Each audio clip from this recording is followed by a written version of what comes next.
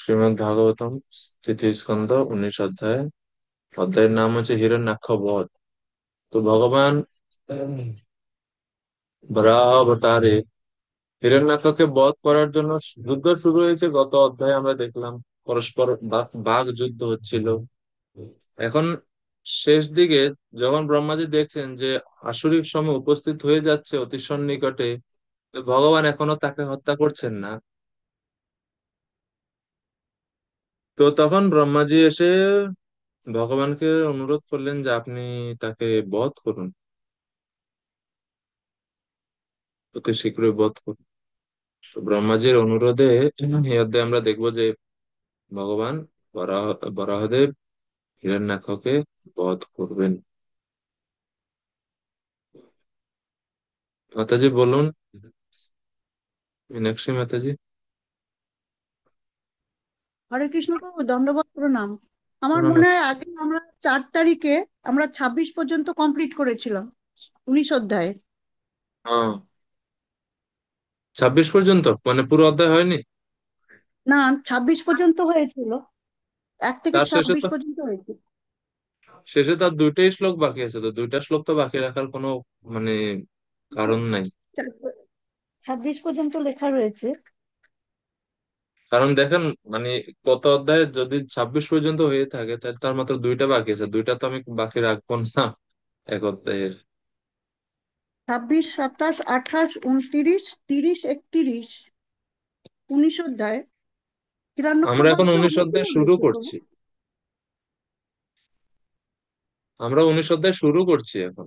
18 অধ্যায় শেষ হয়েছিল। বরাহদেবের সঙ্গে হিরণ্যক্ষ যুদ্ধটা তো শেষ হয়েছিল প্রভু। এটা কত অধ্যায়?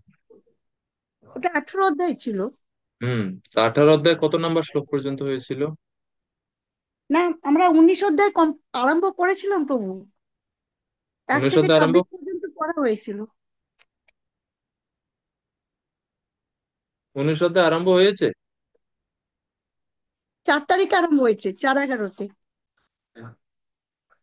হরে কৃষ্ণ। তাহলে আমরা 27 থেকে আজকে 19 অধ্যায় 27 থেকে আমরা শুরু করছি। তো আমরা যেটা দেখলাম মানে 1 থেকে 26 নম্বর শ্লোকগুলোতে যে যা হয়েছিল গত অধ্যায়ে, গত ক্লাসে, যে ভগবান ব্রহ্মাজি বরাহদেব ভগবানকে বললেন যে আপনি সময়ের মধ্যে শেষ করুন। এখন ভগবান চিন্তা করছেন আমি হচ্ছি কালেরও অধীশ্বর, মানে কালকে নিয়ন্ত্রণ করি আমি। আর সেই আমাকে ব্রহ্মাজি কালের কথা বুঝাচ্ছে যে প্রভু, আহ অশুভ সময়ে উপস্থিত হয়ে যাচ্ছে, আপনি তাড়াতাড়ি এই অসুরকে বধ করুন, না হলে অসুর আরো বেশি শক্তিশালী হয়ে উঠবে। তো এটা শুনে বরাহদেব একটু হাসছিলেন। এটা প্রথম অধ্যায়ের প্রথম দিকে বলা হচ্ছে যে ভগবান হাসছিলেন একটু। কি কি মনে করে ভগবান হাসছেন? ভগবান এটা চিন্তা করে হাসছেন যে আমার প্রতি ব্রহ্মা এত বেশি ভালোবাসা, ব্রহ্মা আমাদেরকে এত ভালোবাসেন যে এই ভালোবাসার কাছে আমার সম্বন্ধে যে আমার মহত্ব জ্ঞান ব্রহ্মা ভুলেই গেছে। ব্রহ্মা ভুলেই গেছে আমি যে কালেরও অধিপতি। আমি আমার নির্দেশে যে কাল কাজ করে, আমার নির্দেশে যে কাল ক্রিয়া করে, সকলের কাল বা মৃত্যুর যে আমি, সেটা ব্রহ্মা ভুলে গেছে। এবং ব্রহ্মা আমাকে কাল সম্বন্ধে উপদেশ দেওয়া শুরু করছে যে এটা অশুভ সময় আসছে। অশুভ সময় শুভ সময় জীবের জন্য, ভগবানের জন্য কখনো অশুভ শুভ কিছু কাজ করে না, কারণ ভগবান হচ্ছেন কালেরও অধীশ্বর। তো ভগবানের জন্য হাসছেন। যে প্রথম শ্লোকগুলোতে এরকম দেওয়া আছে রহস্য এইভাবে। তো যাই হোক, ভগবান তখন বলছে হ্যাঁ ঠিক আছে ব্রহ্মাজি, আপনি যেরকম বলছেন আমি সেরকমই করব। তো এরপরে যুদ্ধ যখন শুরু হলো আমরা দেখতে পেলাম যে যুদ্ধ করতে গিয়ে মাঝখানে একবার ভগবানের হাত থেকে ছুটে পড়ে যায়। তো সেখানে বর্ণনা আসে যে আরে বাপরে, ভগবানের হাত থেকে গদা পড়ে যাওয়া তো সামান্য কোনো ব্যাপার না, ভগবানের হাতে কিভাবে গদা পড়লো। অ্যাকচুয়ালি ভাগবতমের দুই জায়গাতে আপনারা এরকম ভগবানের হাত থেকে যে অস্ত্র পড়ে যাচ্ছে, এটা দুই জায়গাতে এরকম, আরেকটা জায়গাতে এর বর্ণনা আছে। যেমন দশম স্কন্ধে 77 অধ্যায়, সেইখানে যখন ভগবান শ্রীকৃষ্ণ শাল্বের সঙ্গে যুদ্ধ করে, শ্রীকৃষ্ণের সঙ্গে যখন শাল্বের যুদ্ধ হয় তখন আহ ওইখানে সপ্তম 77 অধ্যায়ে ওখানে একটা শ্লোকে, মনে হয় 15 নম্বর শ্লোকে মনে হয়, এরকম বর্ণনা আসে যে শালবের বাণের দ্বারা ভগবান আহ ভগবানের ভগবান শ্রীকৃষ্ণের বাম হাতে শালবের বাণ আঘাত করে। আর এর ফলে স্বাভাবিকভাবে ধনুক তো ধরা থাকে বাম হাতে, আর ডান হাতে তীর নিক্ষেপ করে। তো বাম হাতে যখন আঘাত করলো, ভগবানের যে ভগবানের ধনুকের নাম কি জানেন? সাঙ্গ ধনুক। এই ধনুক ভগবানের হাত থেকে পড়ে গেছে। তো ওই ক্ষেত্রে ওইখানে ওই দশম স্কন্ধের ৭৭ অধ্যায়ে ওই যে বর্ণনা দেওয়া আছে সেখানে আহ আচার্যরা বলছে এবং সুখদেব গোস্বামী বলছেন এই যে এখানে যে ভগবানের হাত থেকে যে ধনুক পড়ে গেল, এই বর্ণনার কিন্তু সুখদেব গোস্বামী নিজস্ব মত নয়। কেন? দশম স্কন্ধে ৭৭ অধ্যায়ে ৩০ নম্বর শ্লোকে এসে বলা হয়েছে, এবং বদন্তি রাজর্ষে ঋষয়া কেচন ন অন্যতঃ যৎ স্ববচো বিরুদ্ধেত নূনম তে স্মরন্তি অনু। যে হে মহারাজ পরীক্ষিত, কোন কোন ঋষি এইরকম বর্ণনা করে যে ভগবান হাত থেকে ধনুক পড়ে গেছে, কিন্তু এই বাক্যটা ওই ঋষিদের ওই ধরনের ব্যাখ্যাটা গ্রহণযোগ্য বা যথার্থ নয়। এটা ওই ক্ষেত্রের বর্ণনা। কিন্তু এইখানে যে ভগবান হিরণ্যাক্ষের সঙ্গে যুদ্ধ করছে এবং হিরণ্যাক্ষের আঘাতে ভগবানের হাত থেকে যে গদা পড়ে গেল, এটা স্বীকার করা হচ্ছে, এটা সুখদেব গোস্বামীর মত।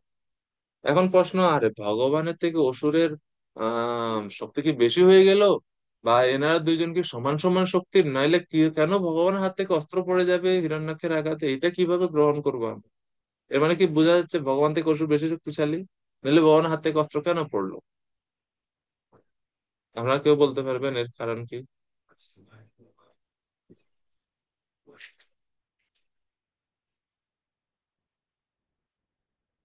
মীনাক্ষী মাতাজি, বলুন। হরে কৃষ্ণ প্রভু, তোর ভক্তদের বোধহয় খুশি করার জন্য, কি আনন্দ প্রদান করার জন্য বোধহয় ভগবান এইটা রচনা করেছিলেন। তাহলে ভগবানের হাত থেকে কেন পড়ে যাবে? এটা এটা একটা কারণ। আরেকটা কারণ আছে। এটা এটা অন্যতম একটা কারণ। আরেকটা গুরুত্বপূর্ণ কারণ আছে এর সঙ্গেই।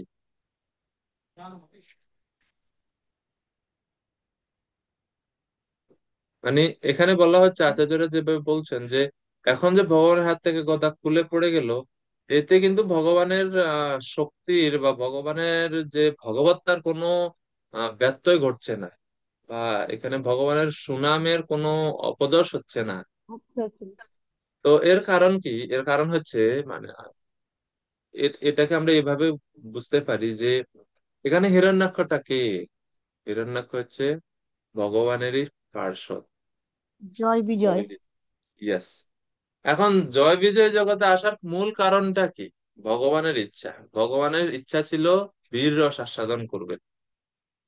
এখন বীর রস আস্বাদন করতে হলে তো যোদ্ধাকে তো শক্তিশালী, মানে অপোনেন্ট, ইকুয়াল অপোনেন্ট হতে হবে না? যদি উইক অপোনেন্ট হয়, প্রতিপক্ষ যদি দুর্বল হয়, তাহলে তো যুদ্ধ করে ভগবান তার যে বীর রস ঠিক মতো আস্বাদন করতে পারবেন না। তো সেই জন্য ভগবান জয় বিজয়কে এমনই আদেশ দিয়েছেন যে তোমরা যখন যুদ্ধ করবে, কেননা যেহেতু ভগবানের পার্শ্বদ, তো প্রায় নারায়ণা সমগুণই, বৈকুণ্ঠবাসীদের একটা স্বভাব বা একটা অন্যতম গুণ বৈশিষ্ট্য যে তারা প্রায় নারায়ণের মতোই সব, শক্তির দিক দিয়ে শারীরিক সৌন্দর্য সব প্রায় নারায়ণের মতো। কখনো নারায়ণের সমান না, কিন্তু বলা হয় যে শক্তির দিক দিয়ে তারা প্রায় নারায়ণের মতো। তো যেহেতু ভগবান তাদেরকে জয় বিজয়কে এই জগতে আনছেনই যুদ্ধ করে আনন্দ পাওয়ার জন্য, এই জন্য জয় বিজয়কে ভগবান তার মতোই, প্রায় তার মতোই শক্তি দিয়েছে, বা তার মতোই শক্তির অধিকারী তারাও। তো সেই জন্য এখন এখন এই জন্য এই হিরণ্যাক্ষের আঘাতে ভগবানের হাত থেকে গদাটা পড়ে গেল। তাইলে এখন এর মানে কি? উম, জয় মানে হিরণ্যাক্ষের শক্তি বেশি ভগবানের থেকে? এখন প্রশ্ন যে এই যে হিরণ্যাক্ষের যে শক্তিটা, এটাও কার প্রদত্ত? ভগবানই প্রদান করেছেন সেই শক্তিটা। ঠিক আছে না? তাইলে তো এর মানে ভগবানই নিজেই নিজের শক্তির দ্বারাই নিজে পরাভূত হলেন। এরকম পরাভূত না, মানে যুদ্ধটা সমান সমানে হচ্ছে, যেন যুদ্ধটা জমে ভালো। দেখবেন কোন সময় যদি দেখবেন যে ফুটবল খেলা কখনো দেখেন, যদি দুই দল যদি শক্তিশালী হয়, তখন দেখবেন যারা দর্শক খুব মনোযোগ সহকারে দেখে কি হবে কি হবে, কে জিতবে।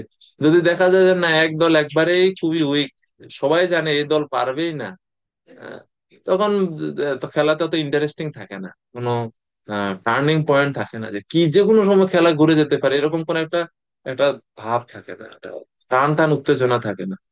তো যাই হোক, তো এই জন্য ভগবান বলছে যে যেহেতু আহ সমবল সম্পন্ন হিরণ্যাক্ষ এবং ভগবানের শক্তির দ্বারা তিনি শক্তিমান হয়েছেন, তো সেই জন্য এই যে ভগবানের বরাহদেবের হাত থেকে যে গদার পতন, এটা ভগবানের উৎসাহ বর্ধকত্ব হেতু, এটা হচ্ছে ভূষণ স্বরূপ। ভগবানের হাত থেকে যে গদা পড়ে গেল, এটা ভগবানের ভূষণ স্বরূপ, এটা কোনো দোষণীয় নয় বা ভগবানের অপদস্থ করা হচ্ছে না। আর যেটা আপনি বললেন মাতাজি, যে ভগবান হচ্ছেন প্রেমাম্বুধি, ভগবানকে বলা হয় প্রেম অম্বুধি, মানে প্রেমের সাগর ভগবান শ্রীকৃষ্ণ নারায়ণ বাসুদেব বিষ্ণু।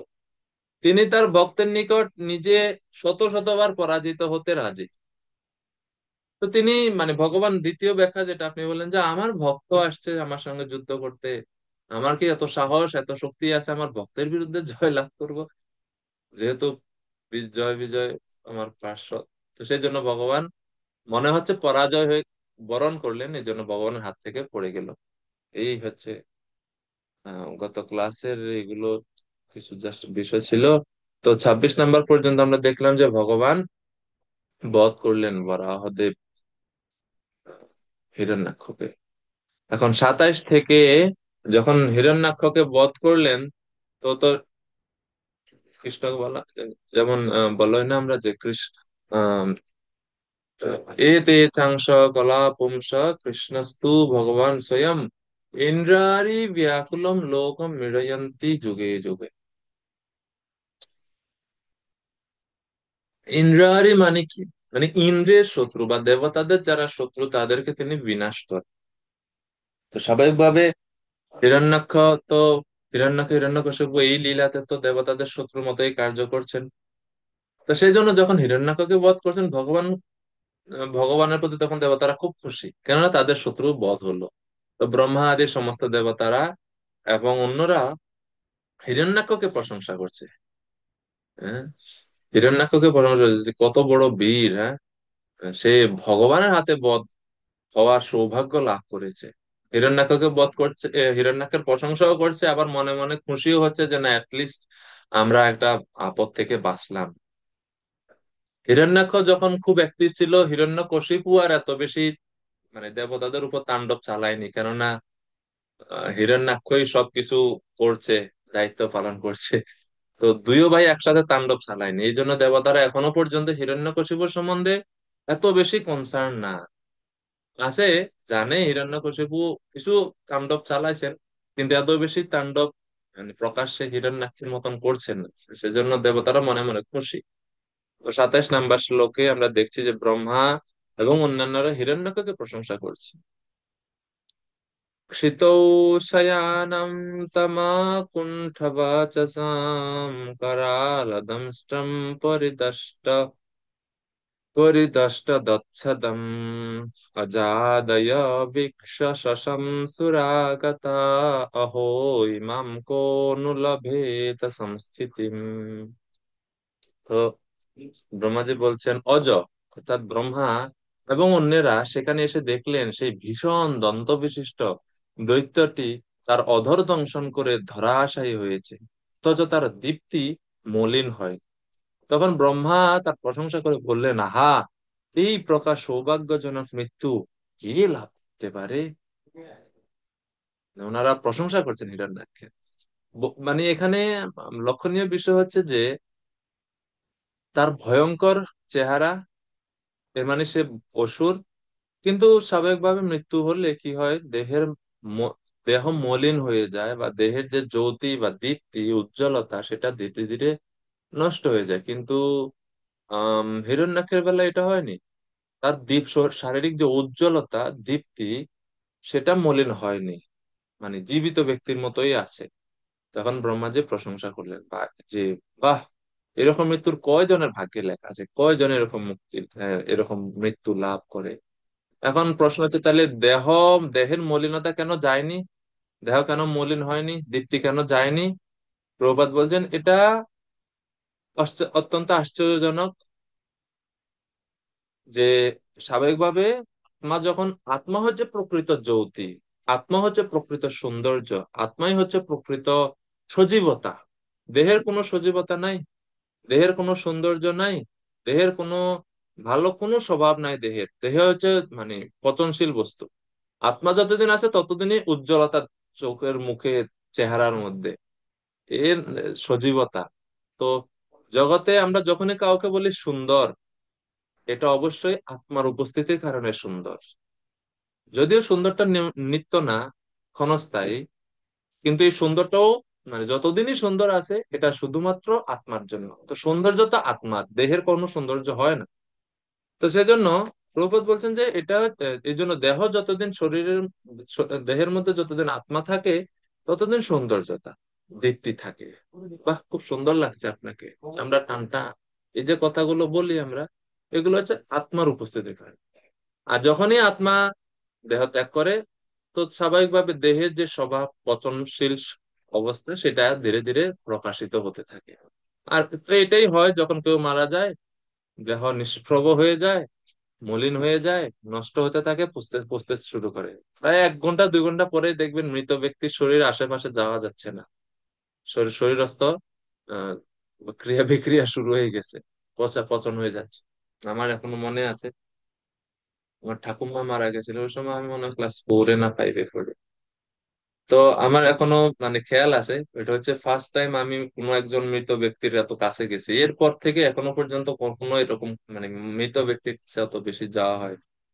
তো ঘরের মধ্যে রাখা হয়েছে, আহ আত্মীয় স্বজনরা আসতেছেন, সেই জন্য অপেক্ষা করা হচ্ছে। তো রাত্রিতে মারা গেছে, ভোর হয়ে গেছে, এরকম হতো মানে 1-2 ঘন্টার মতো ছিল। মানে সব আত্মীয়দের অপেক্ষা করতে, সব প্রক্রিয়া করতে করতে 1-2 ঘন্টা। তখন আমি কাছে গিয়ে দেখলাম, ছোট ওই সময়, কিন্তু এখনো মনে আছে ওই সিনটা বিশেষ করে, যে কিভাবে কান থেকে না মানে আস্তে আস্তে কান থেকে এই মানে তরল পদার্থ বের হচ্ছে। মানে বোঝা যাচ্ছে না, বৃদ্ধ তো এমনিতে, বৃদ্ধ শরীর, অনেক বয়স হয়ে গেছে, সুস্থ ছিল। কান থেকে মানে দেহের দ্বার গুলা থেকে সব পচন পদার্থ বের হওয়া শুরু করছে। এটা কি এক অদ্ভুত মানে বিদঘুটে অবস্থা, কি ভয়ঙ্কর অবস্থা! আর এই দেহকে সুখী করার জন্য কত প্রচেষ্টা, কত কি করছি আমরা! হরে ভয়ঙ্কর। কৃষ্ণ প্রভু, ধন্যবাদ প্রণাম। প্রভু, মাতাজি, ব্রহ্মাকে অজ কেন বলা হয়েছে? অজ মানে জন্ম রহিত, ভগবানকে বলা হয় অজ। হ্যাঁ, ধন্যবাদ মাতাজি। অজ শব্দের হুম। অর্থ হচ্ছে যার প্রাকৃত পিতা মাতা থেকে জন্ম হয়নি তাকেও বলা হয় অজ। তো আচ্ছা। যেহেতু ব্রহ্মার কোনো পিতা মাতা নাই, মানে যেরকম পিতা মাতা বা পিতা মাতার মাধ্যমে যেরকম জন্ম, এরকম জন্ম ব্রহ্মার হয়নি, এই জন্য ব্রহ্মাকে এখানে বলা হচ্ছে অজ। যেহেতু মানে পদ্ম ফুলের থেকে ওনার জন্ম, এই জন্য ব্রহ্মাকেও অজ বলা হয়, ভগবানকেও বলা হয়। তো এই বৈশিষ্ট্যটা আহ ব্রহ্মারও রয়েছে, সেজন্য ব্রহ্মাকে বলা হচ্ছে অজ। তো প্রভুপাদ তাৎপর্য ওই বিষয়ে ব্যাখ্যা করছেন যে সবার মৃত্যুর পরে নষ্ট হয়ে যায়, শরীর পচে পচে যায়। শঙ্করাচার্য বলছেন যে what is our body made of, এটা আমাদের শরীর এ তান মাংস বাসাদি বিকারা মনসে বিচিন্তয়া ভার পার। এ তান মাংস বাসাদি বিকারা, দেহর সৌন্দর্য হচ্ছে রক্ত, মাংস, মেদ, মজ্জা, বীর্য, এগুলোর বিকার মাত্র, বাস, আর কিছু নাই। এগুলোর বিকার মাত্র, জাস্ট ওর চামড়াটা দিয়ে আবৃত করে রাখছেন, এই জন্য এই দুর্গন্ধ বা এই ভয়ঙ্কর দৃশ্যগুলো আমরা দেখতে পাই না। সব ঠিক আছে। তো যখনই আত্মা চলে গেল, দেহ নিষ্প্রভ হয়ে যায়। কিন্তু এই ক্ষেত্রে হিরণ্যাক্ষের শরীর দীপ্তিমান রয়েছে কেন? কারণ তার শরীরে ভগবান স্পর্শ করেছেন। যেহেতু পরমেশ্বর ভগবান, যিনি পরমাত্মা, ভগবান এই হিরণ্যাক্ষের শরীর স্পর্শ করেছেন, সেই জন্য মৃত্যুর পরেও তার শরীর নিষ্প্রভ বা দীপ্তিহীন হয়নি। আর যেহেতু তিনি, তার সৌভাগ্যের কথা কেন বলছেন যে আহা এই প্রকার সৌভাগ্যজনক মৃত্যু কে লাভ করতে পারে? অহো ইমাম কো নু লভেত সংস্থিতিম। এর কারণ কি? এর কারণ হচ্ছে তিনি এই অসুর মৃত্যুর সময় ভগবানকে দর্শন করে মৃত্যুবরণ করেছে। এটা কি নিঃসন্দেহে মহান ভাগ্য নয়? অন্তকালে চ মামেব স্মরণ মুক্তা কলেবরম ইহ প্রয়াতি স মদ্ভাবম ইয়াতি নাস্ত্যত্র সংশয়, গীতার উক্তি। আর সেটা ভগবান, হিরণ্যাক্ষ চেষ্টা করার দরকার হয়নি, ভগবান নিজে থেকেই তার সামনে এসে উপস্থিত এবং তাকে দর্শন করতে করতেই হিরণ্যাক্ষ এবং ভগবানের চিন্তায় মগ্ন থেকে হিরণ্যাক্ষ দেহত্যাগ করছে। সেটা হয়তো অনুকূল ভাবে নয়, প্রতিকূল ভাবে। এবং তাদের বরই ছিল এটা যে তোমরা ক্রোধের বশে তন্ময় হয়ে থাকবে আমার চিন্তায়। কিন্তু ভগবত ভক্তির এটাই সৌন্দর্যতা, বৈশিষ্ট্যতা, ইয়েন তেন প্রকারেণ মনঃ কৃষ্ণ নিবেশয়েৎ। মনকে যে কোনো ভাবে হোক কৃষ্ণ চিন্তা করলেই হয়েছে, এর ফল অবশ্যই হয়। হ্যাঁ। তো অবশ্যই মানে অনুমোদনযোগ্য হচ্ছে অনুকূল ভাবে আমরা কৃষ্ণ চিন্তা করব। কিন্তু যেহেতু তারা তাদের তাদের পরিচালনাটা এইভাবে যে তারা প্রতিকূল আচরণ করবে ভগবানের সঙ্গে, সেজন্য তাদের ভাবটা প্রতিকূল ছিল। কিন্তু হিরণ্যাক্ষ সদা সর্বদা ভগবান শ্রী বিষ্ণুরই ধ্যান করতো, কেননা সে খুঁজতেছে প্রতিপক্ষ কার সঙ্গে আমি যুদ্ধ করব, কার সঙ্গে যুদ্ধ করব। শুনছে বরুণ দেবের কাছ থেকে যে বিষ্ণু হচ্ছেন পাক্কা প্রতিপক্ষ। বিষ্ণুকে পাওয়ার জন্য খুব ব্যতিব্যস্ত হয়ে খুঁজতেছে, তো অ্যাকচুয়ালি বিষ্ণুকেই খুঁজতেছে, বিষ্ণু চিন্তায় মগ্ন। এটাই কৃষ্ণ ভাবনামৃত, এটাই কৃষ্ণ ভাবনামৃত। এরপরে ব্রহ্মাজি আরো বলতে লাগলেন পরের শ্লোকগুলোতে। হ্যাঁ, 28 নম্বর শ্লোক।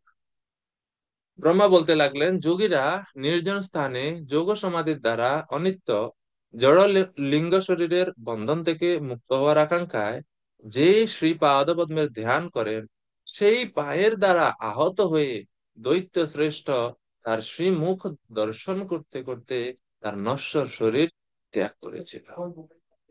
ধ্যানাবস্থিত তৎগতেন মনসা পশ্যন্তি ইয়ম যোগিনো।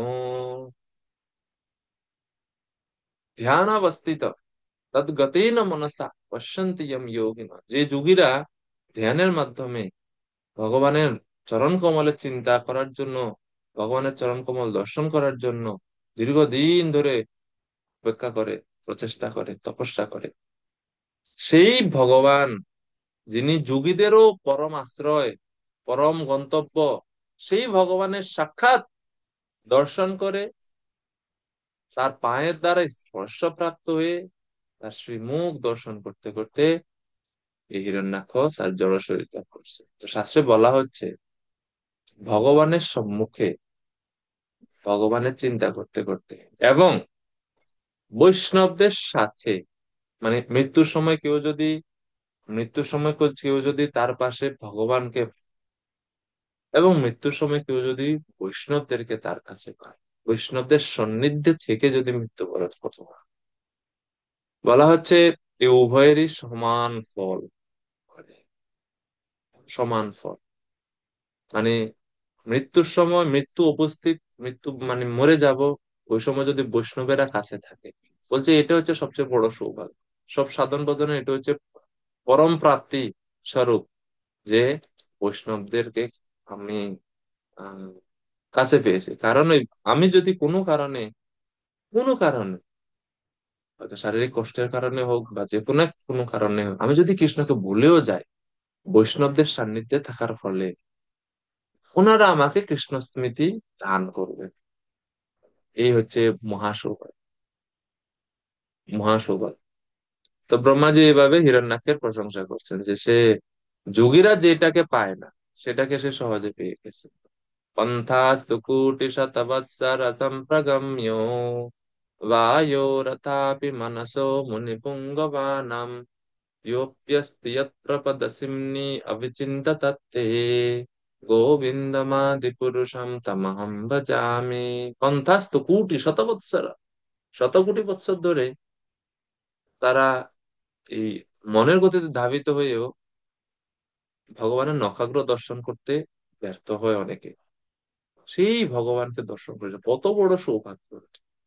ভগবানকে কাছে পেয়ে মৃত্যুবরণ করা, ভগবানকে স্মরণ করে মৃত্যুবরণ, সারা জীবনে ভক্তি করেও মৃত্যুর সময় ভগবানকে স্মরণ রাখা যাচ্ছে না, সেই জায়গায় হিরণ্যাক্ষ জীবন সাকসেস।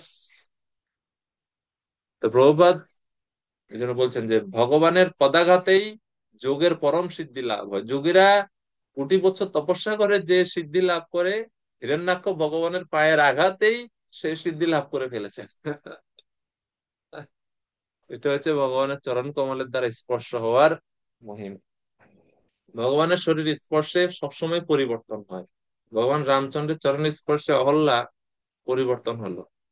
ভগবানের শরীর হস্তের স্পর্শে ভগবান যখন শঙ্খ দ্বারা ধ্রুব মহারাজকে স্পর্শ করলেন,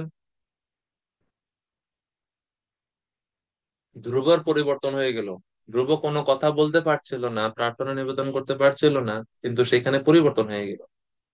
ভগবান চৈতন্য মহাপ্রভু কুর্ম বাসুদেব পিঁপড়া না, লেপ্রোসি ছিল শরীরে, আলিঙ্গন করলেন, ভালো হয়ে গেল। সনাতন গোস্বামীকে আলিঙ্গন করলেন, ভালো হয়ে গেল। ভগবান শ্রীকৃষ্ণ কুব্জাকে ভগবান তার ডান মানে দক্ষিণ পা দিয়ে কুব্জার পা চেপে ধরলেন, আর ডান হাত দিয়ে কুব্জার এখানে চিন ধরে টান দিলেন। কুব্জা সুন্দর সুশ্রী মানে দেবী স্বরূপ প্রাপ্ত হলেন। হ্যাঁ, তো সেই ভগবানের স্পর্শ হিরণ্যাক্ষ পেয়েছেন, অবশ্যই পরিবর্তন হবে। বলছে কেউ যদি মৃত্যুর সময় এইভাবে ভগবানের রূপে ধ্যান করতে পারেন, তাহলে তিনি নশ্বর জড়দেহের বন্ধন থেকে মুক্ত হয়ে ভগবত ধামে উন্নীত হন। হিরণ্যাক্ষ দৈত্যকে ভগবান সেই সুযোগ দিয়েছিলেন, তাই ব্রহ্মা এবং অন্য দেবতারা আশ্চর্যান্বিত হয়েছিলেন। পক্ষান্তরে বলা যায় যে অসুরেরাও কেবল ভগবানের পদাঘাতের প্রভাবে যোগ অনুশীলনে পরম সিদ্ধি লাভ করতে পারে। দেবতারা আশ্চর্য হচ্ছেন এই কারণে, কারণ দেবতারা বেশিরভাগ সময় এই সুযোগ পায় না। তারাও সবাই ভগবানকে মৃত্যুর সময় মনে করতে পারে না। দেবতাদের এই সৌভাগ্যটা অনেকের হয় না, কেননা সব দেবতারা শুদ্ধ ভক্ত না। এরকম। 29 নম্বর শ্লোক। এতো তো পার্ষদো वत्स शापाद्यातो वसद्गतिं पुनः कतिपयो স্থানম প্রপৎসিতে হ জন্মভি। এখন প্রশ্ন হচ্ছে যে মৃত্যুবরণ করলো যে হিরণ্যাক্ষ, এখন কে সে কি চলে যাবে ভগবানের কাছে? বলছে না, তার আরো কয়েকটা জন্ম বাকি আছে। অভিশপ্ত হওয়ার ফলে পরমেশ্বর ভগবানের এই দুই পার্ষদকে অসুরকুলে জন্মগ্রহণ করতে হয়েছিল। এই প্রকার কয়েক জন্ম পর তারা তাদের স্বস্থানে প্রত্যাবর্তন করবে। তো এখন হিরণ্যাক্ষ হলো, পরে কি হবে? হিরণ্যাক্ষ তো হলো সত্য যুগে, তারপরে কি হবে? রাবণ কুম্ভকর্ণ, তারপরে শিশুপাল দন্তবক্র, এরপরে তারা ভগবানের কাছে ছিলেন। 3 জন্ম প্রতিকূল ভাগ। তো এই জন্য বলছে শাপাত, মানে অভিশাপের ফলে। কে অভিশাপ দিলেন? সনকাদি মুনিগণ। 3 জন্ম তারা, আহ 3 জন্মে পরে তারা স্বস্থানে অর্থাৎ বৈকুণ্ঠে তাদের যে সেবা দ্বারপাল হিসেবে তারা আবার নিযুক্ত হয়। এই জন্য বলা হয় ভগবত ভক্তদের কোনো পতন নাই। ভক্তের কখনো তারা যেই পদে ছিল সেই পদেই ফিরে যাবে, হয়তো সাময়িক কিছুদিন তারা ভগবানের ইচ্ছা অনুযায়ী লক্ষ্মী দেবীর সাপ অভিশাপ দিলেন, এই ব্রাহ্মণেরা অভিশাপ দিলেন, সেটাকেও গ্রহণ করলেন, ভগবানের ইচ্ছাও পূরণ করলেন, আর এরপরে আবার তারা তাদের স্বস্থানে প্রত্যাবর্তন করবেন। দেবা উচুহু, দেবতারা বলছেন, ভগবানের কাছে প্রার্থনা করছেন এবং আহ, নিবেদন করছেন। দেবা উচুহু নমো নমস্তে খিলয়জ্ঞতন্তবে স্থিতো গৃহীতামল সত্ত্বমূর্তये দিষ্টাহতোऽহं জগতামরুन्तত त्वत्पाद भक्त्या वयमीश নিবৃতাः। হে ভগবান, আপনাকে আমরা পুনঃ পুনঃ প্রণতি নিবেদন করি। নমো নমস্তে, কেন? আমি কে যে এতবার প্রণাম করছেন আপনারা? আপনি সমস্ত যজ্ঞের ভোক্তা, অখিল যজ্ঞ তন্তবে। আর কি আমি? জগতের পালনের জন্য আপনি শুদ্ধ সত্ত্বে বরাহ রূপ ধারণ করেছেন। এই বরাহ রূপ যদিও পশু শরীর, কিন্তু এটা তমগুণের নয়, রজগুণের নয়, এটা শুদ্ধ সত্ত্বে অবস্থিত এই রূপ, যেটা সত্যগুণের ঊর্ধ্বে। কেন আমি এই রূপ ধারণ করি, কেন আমি অবতার রূপে আসি? জগৎ নির্যাতনকারী এই দৈত্যটিকে বধ করার জন্য। জগৎ নির্যাতনকারী এই দৈত্যটি সৌভাগ্যক্রমে আপনার দ্বারা নিহত হয়েছে, এবং আপনার শ্রী পাদপদ্মে ভক্তিপরায়ণ আমরাও এখন আশ্বস্ত হয়েছি। কিসের জন্য আশ্বস্ত হয়েছি? যে না, এখন আর আমাদের বিপদ নাই, আমরা শান্তিতে স্বর্গে থাকতে পারবো, এই আশ্বাস আমরা পেয়েছি। এতদিন এই খুব ডিস্টার্ব করতো আমাদের। তো ভগবান তাদের আশ্বাস আশ্বস্ত করলেন যে হিরণ্যাক্ষ বধ হলো। তো শিল প্রভুপাদ এই যে বিশুদ্ধ সত্যের কথা বললো হলো না, স্থিত গৃহীত অমল অসত্য মূর্তয়ে। ভগবানের রূপ হচ্ছে অমল, মানে শুদ্ধ, সত্য মানে শুদ্ধ সত্যে অবস্থিত, মূর্তয়ে মানে হচ্ছে রূপ। তো শুদ্ধ সত্য বা অমল সত্য মূর্তয়ে নিয়ে ব্যাখ্যা করে বলছেন যে জড় জগতে যে ত্রিগুণ সমন্বিত, কিন্তু এর ঊর্ধ্বে হচ্ছে চিন্ময় জগৎ, যেখানে সত্য শুদ্ধ সত্য অবস্থান করছে। আর ভগবানের রূপ হচ্ছে সত্যম বিশুদ্ধম বসুদেব শব্দিত, বিশুদ্ধ সত্য স্তরে অধিষ্ঠিত। ভগবানের শুধু রূপ না, ভগবানই সবসময় বিশুদ্ধ সত্য স্তরে থাকে, যেটাকে বলা হয় বসুদেব স্তর, বসুদেব স্থিতি। এরপরে যে সমস্ত যজ্ঞের ভোক্তা ভগবান, এই জন্য, এবং তারপর যে শেষ দিকে প্রভুপাদ বলছে সমস্ত বেদের উদ্দেশ্য ভগবানকে জানা, সমস্ত যজ্ঞের উদ্দেশ্য ভগবানের সন্তুষ্টি বিধান করা। শ্রিয়াপতি, যজ্ঞপতি, ধরাপতি, লোকপতি, মনে আছে আপনাদের এর পূর্বে এই শ্লোকগুলো? শ্রিয়াপতি, যজ্ঞপতি, ধরাপতি, কিভাবে ভগবান হচ্ছে সবকিছুর পতি। পতি গতিশ্চন্দক বৃষ্ণি সত্বতাম প্রসীদতাম মে ভগবান সতাম পতি। সুখদেব গোস্বামী যখন প্রার্থনা করেন দ্বিতীয় স্কন্ধে মঙ্গলাচরণ, সুখদেব গোস্বামী মঙ্গলাচরণ, তখন এই মঙ্গলাচরণে এই শ্লোকগুলো সুখদেব গোস্বামী বলেছিলেন, মনে নেই আপনাদের?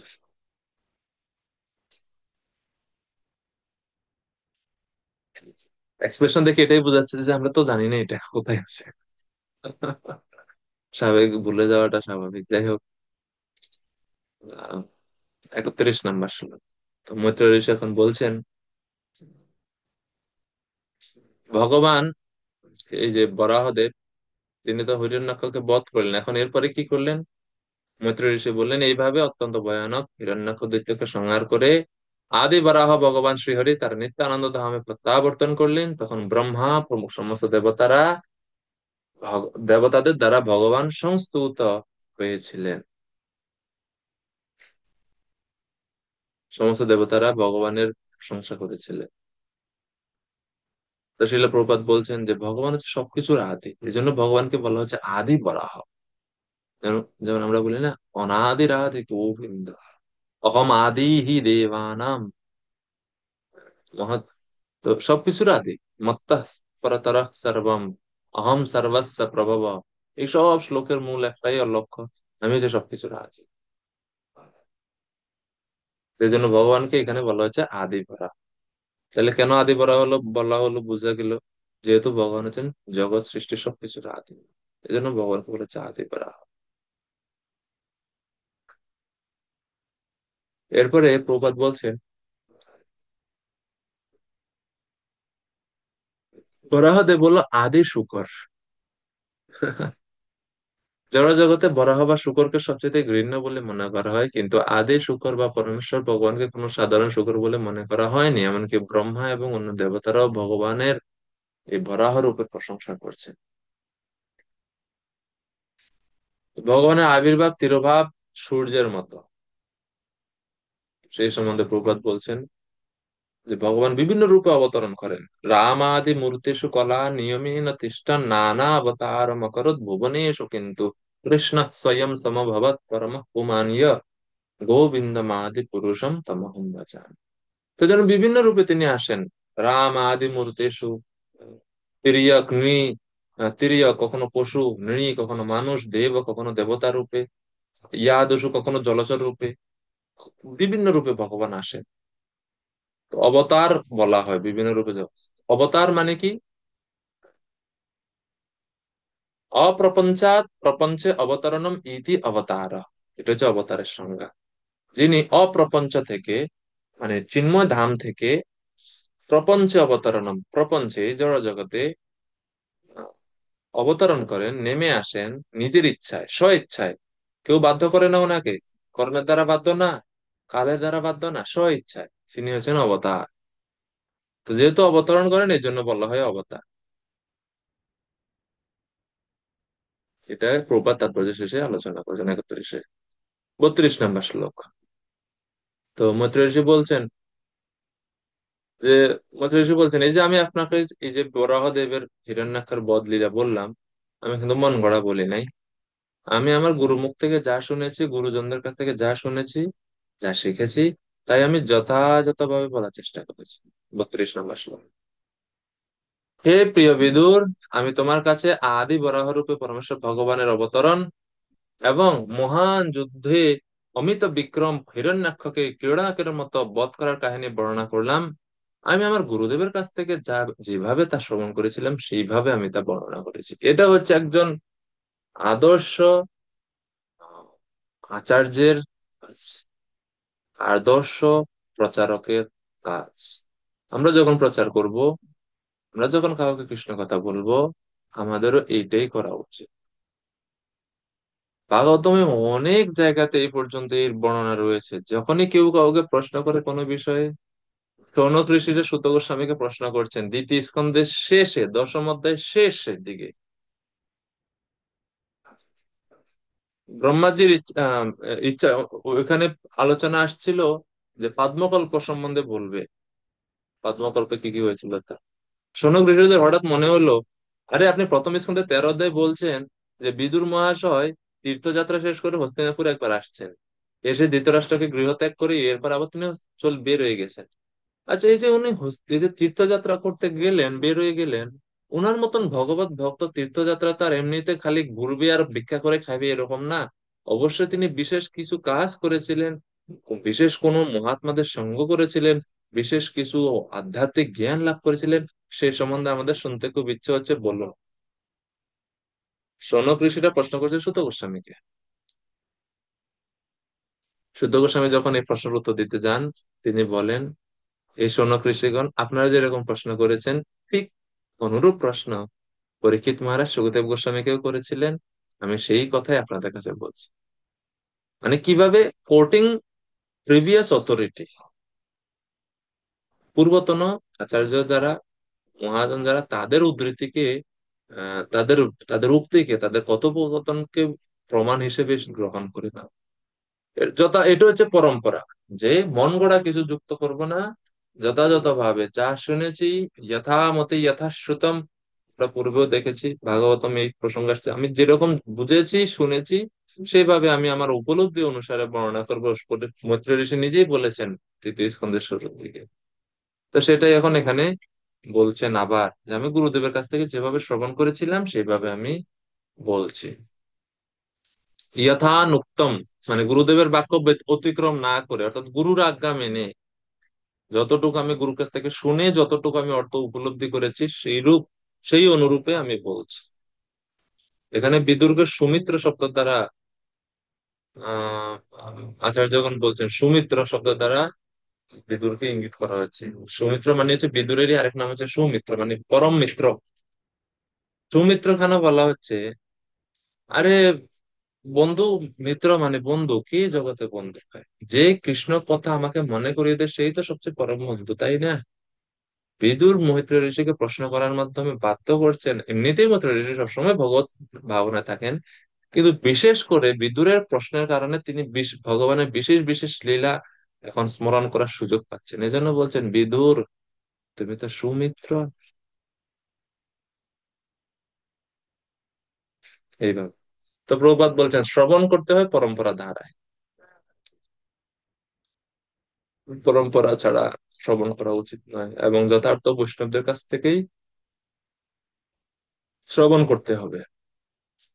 যাই হোক, এখন পরবর্তী শেষ, আহ 3য় সেকশন এই অধ্যায়ে, 33 থেকে 36 নম্বর শ্লোক, ভগবানের কার্যাবলীর মহিমা। সুত গোস্বামী এখন বলছেন যে বিদুর বরাহদেবের লীলাবিলাসের আখ্যান শ্রবণ করে দিব্য কি আনন্দ লাভ করেছেন তার বর্ণনা এখন দিচ্ছেন। ইতি কৌশারবাখ্যাতম আশ্রুত্য ভগবত কথাম সত্যানন্দম পরম লেভে মহাভাগবত দ্বিজঃ। হে ব্রাহ্মণ, সুত গোস্বামী বলছেন, হে ব্রাহ্মণ, কাকে বলছেন? শৌনক ঋষিদেরকে। হে ব্রাহ্মণ, পরম ভাগবত খত্বা, খত্বা মানে হচ্ছে বিদুর, বিদুরেরই আরেক নাম হচ্ছে খত্বা। মনে আছে খত্তা কেন নাম বিদুরের? আপনারা উত্তর দিয়েছিলেন কেউ একজন ওই সময় যখন শুরু হলো, খত্তা কেন বলে?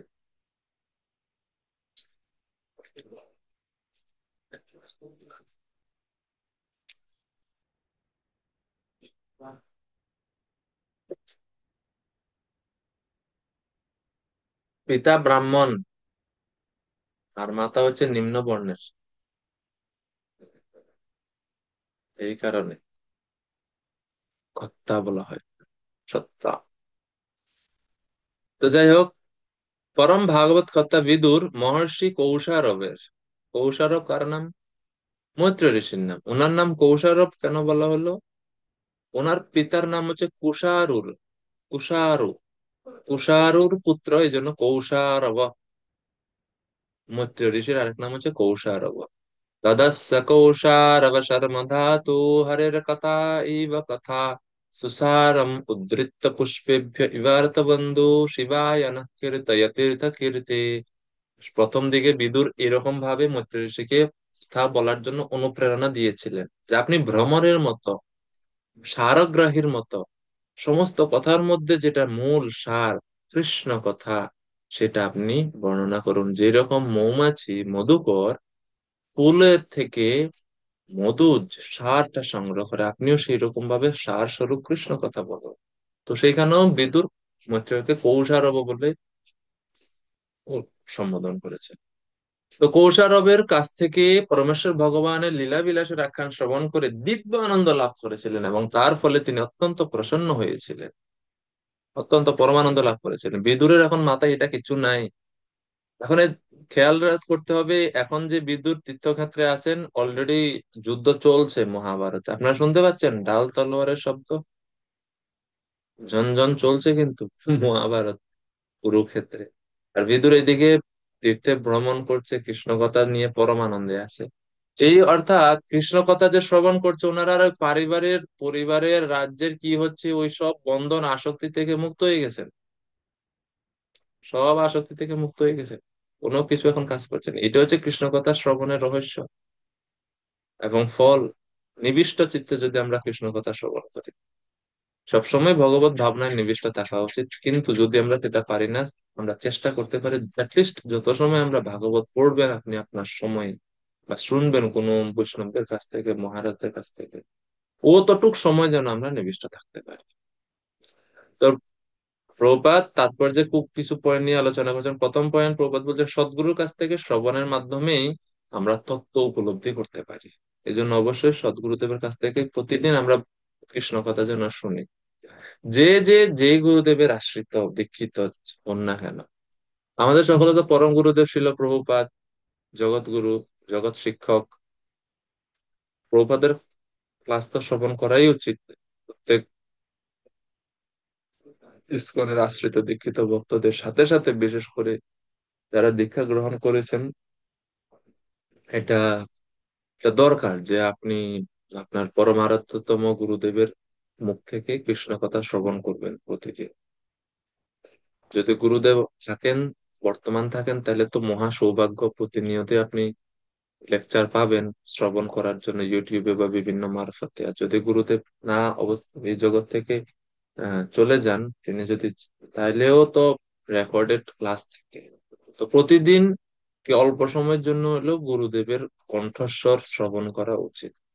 তত্ত্ব উপলব্ধিটা, কৃষ্ণ তত্ত্বটা বুঝতে পারা, যেটা খুবই গুরুত্বপূর্ণ একটা সাধন। তো এটা যদি না করা হয়ে থাকে, আমাদের এটা করা উচিত। অ্যাটলিস্ট 10 মিনিটের জন্য হলো, যদি আমি খুব বেশি ব্যস্ত মনে করেন, তারপরেও। আর নইলে তো আধা ঘন্টা 1 ঘন্টা তো গুরুদেবের কাছ থেকে ভাগবত কথা শ্রবণ করা উচিত। আরে বিদুর কত কষ্ট করে খুঁজে খুঁজে শেষ পর্যন্ত মৈত্র ঋষির কাছ থেকে শ্রবণ করার সৌভাগ্য পাইছে। আর আমরা তো এখন অনলাইন, আরো কত সৌভাগ্য। তার এত সুযোগ থাকা সত্ত্বেও আমরা কেন করব না? এটা তো আমাদের দুর্ভাগ্য হবে তখন। এরপরে বলছেন প্রভুপাদ যে সদ্গুরুর আশ্রয় গ্রহণ না করলে পারমার্থিক তত্ত্ব কেউ লাভ করতে পারবে না। ইয়াস্য প্রসাদাৎ ভগবত প্রসাদ, ইয়াস্য অপ্রসাদাৎ ন গতি কুতো। এরপরে প্রভুপাদ বলছেন ভাগবত কথা শুনতে হবে অবশ্যই ভক্তের কাছ থেকে। অবৈষ্ণব মুখোদ্গীর্ণম ऊतम হরি কথামৃতম শ্রবণম নৈব কর্তব্যম সর্ব উচ্ছিষ্ট যথাপরি। অবৈষ্ণবদের মুখ থেকে উদ্গীর্ণ কৃষ্ণ কথা পরম পবিত্র হলেও অশ্রবণীয়, শ্রবণ করা উচিত। কেননা তাদের চিত্ত কৃষ্ণে অর্পিত নয়। এর মানে যখন আমরাও ভগবত কথা, কৃষ্ণ কথা বলি, মুখে হয়তো আমি কৃষ্ণের কথা বলছি, কিন্তু হৃদয়ে কি আসলে আমি কি মানি এটা, বিশ্বাস করি এটা, খালি বলার জন্য বলতেছি? অবৈষ্ণবদের কাছ থেকে কৃষ্ণ কথা শুনতে না কেন করা হচ্ছে? তারা তো কৃষ্ণ কথা বলছে, গীতা থেকে বলছে, ভাগবতের শ্লোক বলছে, কিন্তু কেন না করা হচ্ছে?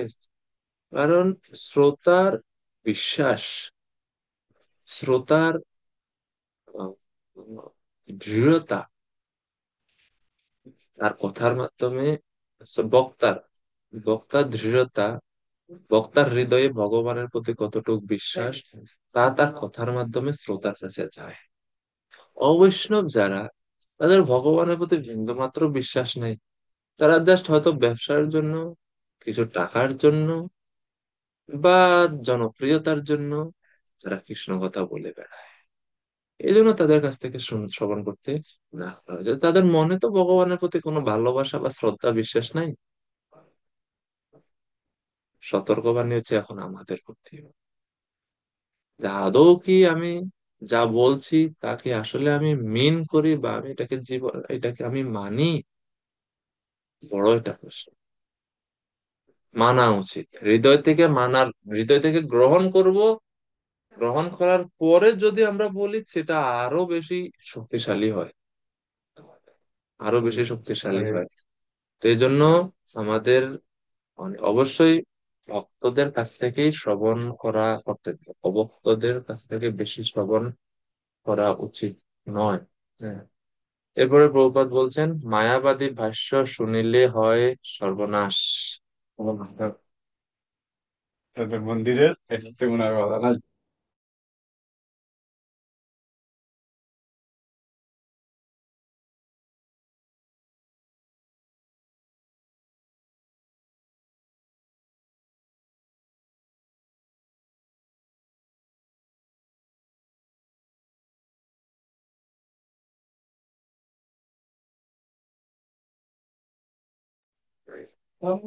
সরি। তো প্রভুপাদের জন্য বলছেন যে অভক্তদের কাছ থেকে শ্রবণ তো বিষ, এর থেকে আরো ভয়ঙ্কর হচ্ছে মায়াবাদী ভাষ্য। মায়াবাদীরা, তাদের কাছ থেকে কখনো শ্রবণ করা, কৃষ্ণলীলা শ্রবণ করা যাচ্ছে। যথাযথ সূত্র থেকে ভাগবত কথা শ্রবণের মাধ্যমে আমরা জীবনে সফলতা লাভ করতে পারি, এটা হচ্ছে মূল বিষয়। এরপরে 34 নম্বর শ্লোক। অন্যেষাং পুণ্যশ্লোকানাম উদ্দাম যশসাং সতাম উপসৃত্য ভবেন মোদ শ্রীবৎস অঙ্কস্য কিং পুনঃ। অমৃত যশস্বী ভগবত ভক্তদের কার্যকলাপ শ্রবণ করে যখন দিব্য আনন্দ আস্বাদন করা হয়, তখন শ্রীবৎস চিহ্ন অঙ্কিত স্বয়ং ভগবানের লীলা বিলাসের কথা কি আর বলার আছে। যেখানে ভক্তদের কথা শুনলে এত আনন্দ, ভক্তদের চরিত্র কথা শ্রবণই এত আনন্দদায়ক, সেখানে ভক্তদেরও যিনি প্রভু পরমেশ্বর ভগবান, তার কথা শ্রবণে যে কত আনন্দ, সে তো আর বলে বোঝানোর বা বলে কোনো ভাষার দ্বারা এটা বলা যাবে না, বর্ণনা করা যাবে না কত আনন্দ বিদুর জি অনুভব করছেন। এখন প্রশ্ন, আমরা কি এই আনন্দের ছিটেফোঁটাও কি পাচ্ছি? আপনারা পাচ্ছেন বা পড়েন যখন আনন্দ পান? জানি না। পান যদি তো খুব ভালো, আমাকে আমাকে আমাকেও আশীর্বাদ করবেন, আমিও একটু সাধন করার, এই আনন্দ প্রাপ্ত হওয়ার জন্য অভিলাষী খুব বেশি। তো এর মানে এই 34 নম্বর শ্লোকে বলছেন ভগবান যে ভগবানের লীলা কথা এবং ভক্তদের লীলা কথা পারমার্থিক স্থিতিতে দুইটাই সমান। এজন্য তিনি ভক্তদের লীলা কথা শ্রবণের আনন্দের মাধ্যমে ভগবানের লীলা কথা শ্রবণের কত আনন্দ তা মানে জাস্ট তুলনা করে বোঝাচ্ছে। তুলনা তো তখনই দেওয়া যায় যখন দুইটা বস্তু সমান সমান হয়, তাই না? তো এই জন্য 34 নম্বর শ্লোকে বলছে যে ভক্তদের কথা শ্রবণেই এত আনন্দ হয়, আর সেই ভক্তদের যিনি প্রভু পরমেশ্বর ভগবান তার কথা শ্রবণে কতই না আনন্দ হবে। আর ভগবান এরপরে আর কি বলছেন, যোগজেন্দ্রম রসগ্রস্তম ধ্যায়ন্তম চরণাম্বুজম ক্রোশন্তি নাম করে নূনাম কৃচ্ছ্রত অমোচয়দ্রুতম। কুমির কর্তৃক ক্রান্ত গজেন্দ্র যখন তার শ্রীপাদ পদ্মের ধ্যান করেছিলেন, তখন ভগবান তাকে উদ্ধার করেছিলেন। সেই সময় তার সহগামিনী হস্তিনীরা কাতরভাবে আর্তনাদ করেছিল এবং ভগবান তাদের আসন্ন সংকট থেকে রক্ষা করেছিলেন। অর্থাৎ ভগবান তার ভক্তের সব ধরনের সংকট থেকে ভক্তকে ভগবান রক্ষা করে। তো কথা শ্রবণ মাত্রে মানুষ কিভাবে মানুষকে উদ্ধার করেন, তো এই জন্য গজেন্দ্রের উদাহরণ দিয়ে বোঝাচ্ছে। রসগ্রস্তম, রস বলতে হচ্ছে জলচর কুম্ভীর, মানে কুমির, যেটা হচ্ছে গ্রাহ বলা হয়। যিনি কুমিরের দ্বারা আক্রান্ত গজেন্দ্রকে উদ্ধার করেছিলেন সেই ভগবান। কুমিরের দ্বারা আক্রান্ত হয়েছিল গজেন্দ্র, তাকে উদ্ধার করেছেন ভগবান। এই লীলা কথা যদি কেউ শ্রবণ করে, সেই ভক্তকেও ভগবান মায়ারূপী কুমিরের কামড় থেকে, মায়ারূপী কুমিরের আক্রমণ থেকে ভগবান রক্ষা করবেন। এই হচ্ছে মাহাত্ম্য। যেখানে আমাদের নিকট আত্মীয়রা শুধু কান্নাই করতে পারে, শোক প্রকাশ করতে পারে, বড়জোর সহমর্মিতা জানাতে পারে, এর বেশি কিচ্ছু করতে পারে না। গজেন্দ্র যখন বিপদগ্রস্ত, স্ত্রীরা সব তীরের মধ্যে, হায় হায় আমাদের পতির কি হবে, আমাদের সংসার কিভাবে চলবে, বাচ্চা কাচ্চা গুলাকে কে লালন পালন করবে, আমাদের সুরক্ষা বিধান কে করবে, তারা তাদের নিয়ে চিন্তিত। পতির চিন্তা থোড়াই করতেছে এখানে, পতির রক্ষার জন্য তো চিন্তিত না। কান্নাকাটি তাদের স্বার্থ নিয়ে যে আমাদের কি হবে এই গজেন্দ্র যদি মারা যায়। আর গজেন্দ্র জল থেকে মনে করতেছে হায় হায় আমার পত্নীরা আমার জন্য কত কান্না করতেছে, হা হা হা। এ হচ্ছে বড় মায়া। পত্নীরা তার জন্য কান্না করতেছে না, তারা তার জন্য কান্না করতেছে তাদের স্বার্থে। এমন আছে গজেন্দ্রকে কুমির আক্রমণ করছে সেই জন্য তারা এই চিন্তা করতেছে এই গজেন্দ্র যদি মারা যায় আমাদের কি হবে। আর গজেন্দ্র ভুল ভাবে ভাবতেছে বা আমার জন্য তারা কত কষ্ট হচ্ছে। তো ভগবানের কথা শ্রবণের এই হচ্ছে ফল, ভগবান ভক্তের সব সংকট থেকে রক্ষা করেন। তো তাৎপর্য খুব সহজ, ছোট্ট তাৎপর্য প্রবাদ বলছেন এখানে বিপন্ন হস্তির ভগবান কর্তৃক উদ্ধারের দৃষ্টান্তটি অত্যন্ত তাৎপর্য, কেননা ভক্তির মাধ্যমে একটি পশুও ভগবানের সমীপবর্তী হতে পারে, কিন্তু ভক্ত না হলে স্বর্গের দেবতারাও ভগবানের সমীপবর্তী হতে পারে না। এই জন্য যারা ভক্ত, যারা নির্মল চিত্ত, যারা ভগবানের চরণে অনন্য ভাবে শরণ গ্রহণ করেছেন, তাদের প্রতি ভগবান সহজেই প্রসন্ন হন। তাই 36 নম্বর শ্লোকে বলছেন তম সুখারাত্যম রজবি অনন্যা শরণৈর্নিভি কৃতজ্ঞ কো ন সেবেত দুরারাধ্যম অসাধুবিঃ। নির্মল চিত্ত অনন্য শরণ ভক্তদের দ্বারা ভগবান সহজেই প্রসন্ন হন, কিন্তু অসাধুদের পক্ষে তিনি দূর আরাধ্য। এমন কৃতজ্ঞ জীব কে আছে যে সেই পরমেশ্বর ভগবানের মতো মহান প্রভুকে প্রেমময়ী সেবা করবে না? প্রশ্ন করছেন কে আছে এরকম যে ভগবান এরকম সেবা করবে না? যে ভগবান এত কৃপাময়, ভক্তের প্রতি এত মানে করুণা প্রদর্শন করেন, ভক্তের জন্য এত কিছু করেন, এর মানে যদি কেউ করে না নিশ্চিতভাবে সে অকৃতজ্ঞ, সে কৃতজ্ঞ না।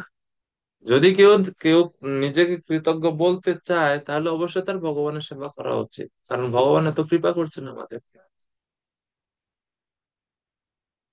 তাহলে ভগবান কাদের দ্বারা আহ, আরাধ্য আর কাদের দ্বারা দুরারাধ্য? যারা নির্মল চিত্ত অনন্য ভাবে ভগবানের শরণ গ্রহণ করেছেন তাদের দ্বারা আরাধ্য। আর যারা অসাধু কৃতজ্ঞ, তাদের দ্বারা ভগবান দূর আরাধ্য। কুন্তী মহারানী বলেছিলেন না প্রার্থনাতে, ত্বাম অকিঞ্চন গোচরম নম কিঞ্চন বিত্তায় নিবৃত্ত গুণবৃত্তয় আত্মারামায় শান্তয় কৈবল্যপতয়ে নমঃ।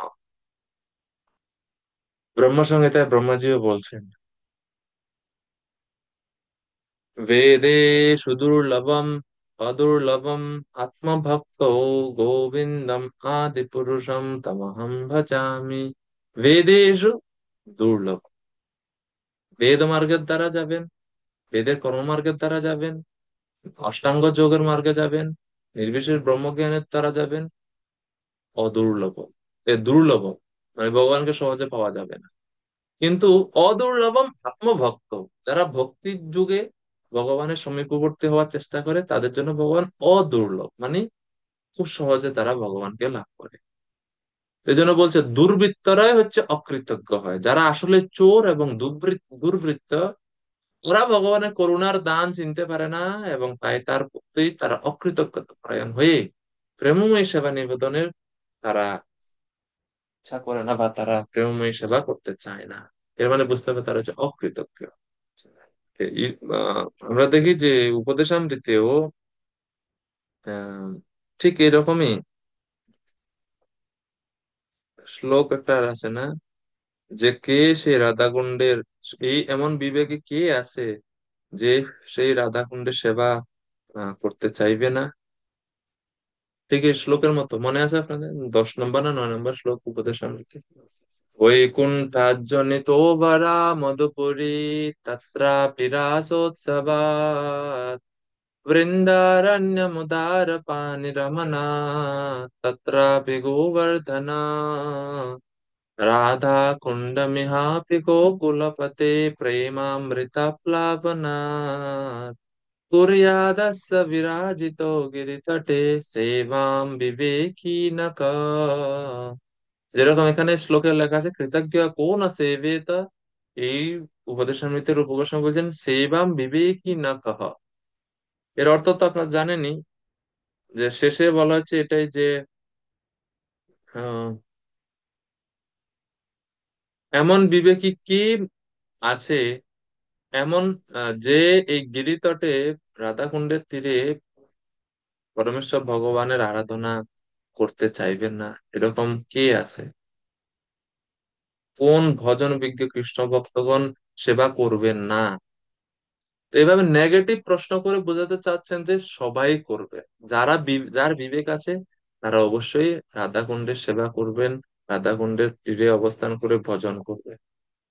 এটা হচ্ছে বিষয়। তো এখানেও বলছেন যে তাহলে এমন কৃতজ্ঞ জীব কি আছে যে ভগবানের বা মহান প্রভুর প্রেমময় সেবা করবে না।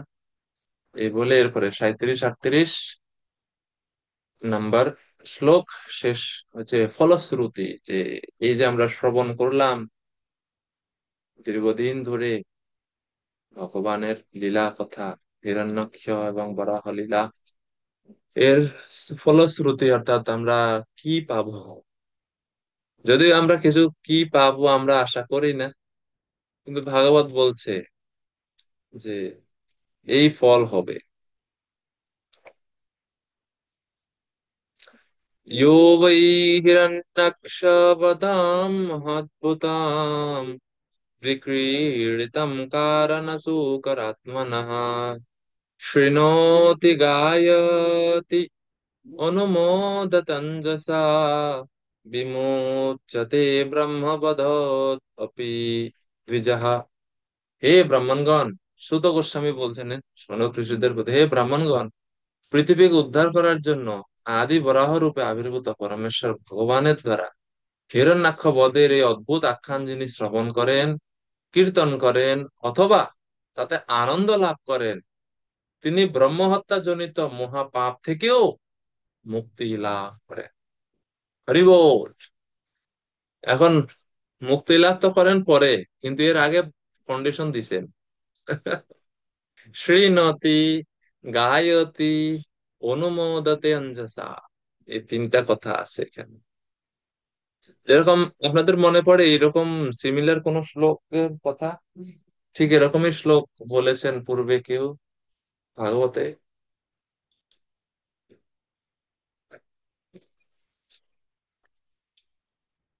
হাত উঠান কেউ যদি বলতে চান।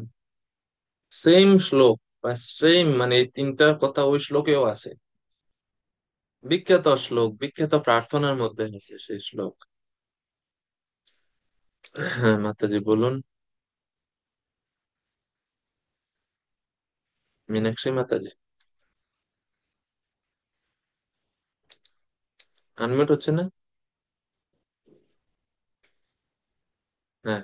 ওই যে চিহ্নন্তি গায়ন্তি গৃহন্তি সাধব বলে যে শ্লোকটা রয়েছে ভাগবতের প্রথম স্কন্ধে, তৃতীয় অধ্যায় বোধহয় রয়েছে, সেইটা কি প্রভু? সেটা আছে একটা, এবং একই সাথে আছে কুন্তি স্তুতিতে। জন্মাশ্চর্য যত ওইটা কি আমরা দেখি। না ওইটা না, কুন্তি মহারানীর স্তুতিতে কুন্তি মহারানী বলছেন শৃণ্বন্তি গায়ন্তি গৃণন্তি ভিক্ষ্ণশ। ওইখানে শৃণ্বন্তি শুনে, গায়ন্তি হ্যাঁ শোনে গান করে, এবং আর গ্রহণ করেন। গ্রহণ করে, আর যখন অন্যেরা করে তাতে আনন্দিত হয়। নয়, হ্যাঁ হ্যাঁ। এটা হচ্ছে আরো বেশি মানে গুরুত্বপূর্ণ। তো এই চারটা জিনিস বা এই তিনটা জিনিস থাকতে হবে। শ্রবণ করে আনন্দিত হয়, কীর্তন করে আনন্দিত হয়, নিজে গ্রহণও করেন, আবার একই সঙ্গে অন্যেরা যখন শ্রবণ কীর্তন করে তা দেখে আনন্দিত হয়। বেশিরভাগ ক্ষেত্রে আমরা এই শেষেরটাতে আটকে যাই, আমরা হিংসা হয়। তো এর ফলে কি হবে, ব্রহ্মহত্যা জনিত মহাপাপ থেকেও, মানে অন্য পাপ তো আছে, এর মানে অন্য আর পাপের কথা উল্লেখ করেনি শ্লোকে ভাগবতে, কারণ সংখ্যা বাড়বে শ্লোকের। বলছে মানে সবচেয়ে বড় যে বড় পাপ, পাপের যে পাপ ব্রহ্মহত্যা সবচেয়ে বড় পাপ, এটা থেকেও মুক্ত হবে। এর মানে এর নিচে যে ছোটখাটো ছোটখাটো পাপ আছে এরা তো এমনিতেই শেষ হবে। ভগবানের কথা যদিও এটা, পাপ থেকে মুক্তির জন্য আমরা কৃষ্ণ কথা শুনি না, আমাদের ভাগবত কথা শ্রবণের একটাই মাত্র লক্ষ্য, একটাই মাত্র উদ্দেশ্য, জাস্ট ভাগবতমের সেবা করা, আর কিছু না। বিনিময়ে আমরা কিছু চাই না, কিন্তু ফলশ্রুতি দেওয়া আছে। তো প্রভুপাদ তারপর যে বলছেন যে কিভাবে ভগবানের কথা শ্রবণের মাধ্যমে ব্রহ্ম হত্যা পাপ থেকে মুক্ত হওয়া যায়, ভগবানের কথার শ্রবণের মাহাত্ম্য। এরপরে প্রভুপাদ আবার বলছেন মায়াবাদীদের কাছ থেকে শ্রবণ করা উচিত নয়। ভগবানের লীলা শ্রবণের মাধ্যমে আমরা ভগবানের কাছে যাওয়ার যোগ্য হতে পারি, কিন্তু মায়াবাদীদের যেহেতু কোনো শ্রদ্ধা নাই ভগবানের প্রতি, সেজন্য তাদের কাছ থেকে শ্রবণ হচ্ছে বিষ তুল্য। এইভাবে 38 নম্বর শ্লোক। আর কি ফল আছে? एतात् महापुण्यम् अलम् पवित्रम् धन्यम् যশস্বম পদমায়ুরা आशिषम् प्राणेन्द्रियाणम् युधि शौर्यवर्धनम् नारायणान्ते গতিরঙ্গ শৃণ্যতা। খুব সুন্দর শ্লোকগুলো। এই পরম পবিত্র আখ্যান মহাপুণ্য, সম্পদ, যশ, আয়ু এবং সমস্ত ঈপ্সিত বস্তু প্রদান করে। যুদ্ধক্ষেত্রে তা প্রাণ এবং কর্মেন্দ্রিয়ের শক্তি বর্ধিত করে। হে শৌনক ঋষি, কেউ যদি তার জীবনের অন্তিম সময়ে তা শ্রবণ করেন তাহলে তিনি ভগবানের পরম ধাম প্রাপ্ত।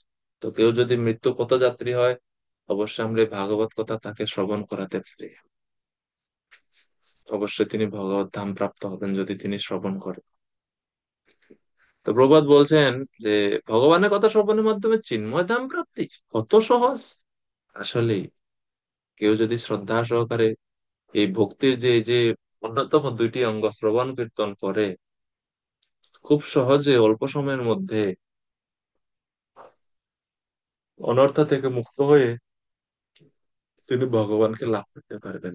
এজন্য প্রভুপাদ তাৎপর্য শেষে বলছেন যে কেউ যদি ভগবানের মাঝামাঝি থেকে, আমি পড়ছি, কেউ যদি ভগবানের লীলা বিলাসের ব্যাখ্যানে পরিপূর্ণ ভাগবত অধ্যয়ন শ্রবণ করেন, তাহলে জীবনান্তে তারা অবশ্যই ভগবানের নিত্য চিন্ময় ধাম প্রাপ্ত হবেন, কোনো সন্দেহ নেই। প্রভুপাদের উক্তি।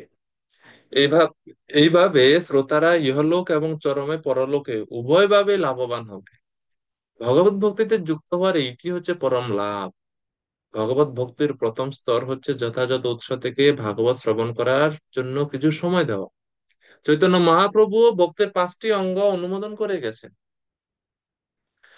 ভক্তির অঙ্গ অসংখ্য, রূপ গোস্বামী বলছেন, তার মধ্যে থেকে তিনি 64টা সিলেক্ট করলেন। আবার আলাদাভাবে ভাগবতমে প্রহ্লাদ মহারাজ নববিধারটা বললেন। আবার কৃষ্ণদাস কবিরাজ গোস্বামী ভাগবতমে বলছেন যে এই 64টার মধ্যে 5টা মুখ্য, সেটাই এখানে প্রভুপাদ উল্লেখ করছে। ভক্ত সেবা, মহামন্ত্র নাম সংকীর্তন, ভাগবত শ্রবণ, শ্রদ্ধায় শ্রীমূর্তি অর্চন এবং ধামবাস। আবার এই 5-এর মধ্যেও যদি কেউ বলে আরো সার কিছু আসেনি, তো এটা হচ্ছে ভগবানের ধাম।